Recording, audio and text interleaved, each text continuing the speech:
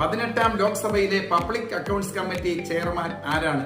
Public accounts committee എന്നത് സർക്കാരിന്റെ വരവ് ചെലവുകൾ കണക്കുകൾ പരിശോധിക്കുവാനും കൺട്രോളർ ഓഡിറ്റർ ജനറലിന്റെ കണക്കുകൾ പരിശോധിക്കുക, ഗവൺമെന്റിന്റെ ധനവിനിയോഗം കൃത്യമായി നടക്കുന്നു എന്ന് ഉറപ്പുവരുത്തുക, അങ്ങനെ ഇന്ത്യ രാജ്യത്തിന്റെ അതിനിർണായകമായിട്ടുള്ള പാർലമെന്ററി സമിതിയാണ് പബ്ലിക് അക്കൗണ്ട്സ് കമ്മിറ്റി. ഈ കമ്മിറ്റി ഏറ്റവും മുതിർന്ന അംഗങ്ങളാണ് ഇതിന്റെ ചെയർമാൻമാരാകുക.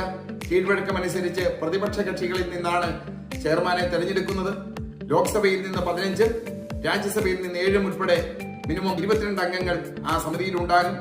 അങ്ങനെ ഇന്ത്യയുടെ 18ാം ലോക്സഭയിലെ പബ്ലിക് അക്കൗണ്ട്സ് കമ്മിറ്റി ചെയർമാനായി 44ാമത് പബ്ലിക് അക്കൗണ്ട്സ് കമ്മിറ്റി ചെയർമാനായി തെരഞ്ഞെടുക്കപ്പെട്ടിട്ടുള്ള ശ്രീ KC വേണുഗോപാലാണ്. കേരളീയനായ കണ്ണൂർ സ്വദേശിയും ആലപ്പുഴ MP-യുമായ മുതിർന്ന കോൺഗ്രസ് നേതാവ് ശ്രീ KC വേണുഗോപാലാണ് പബ്ലിക് അക്കൗണ്ട്സ് കമ്മിറ്റിയുടെ 18ാം ലോക്സഭയിലെ ചെയർമാൻ. ഇത്തരം അറിവുകൾക്ക് മാനവീയം സബ്സ്ക്രൈബ് ചെയ്യുക.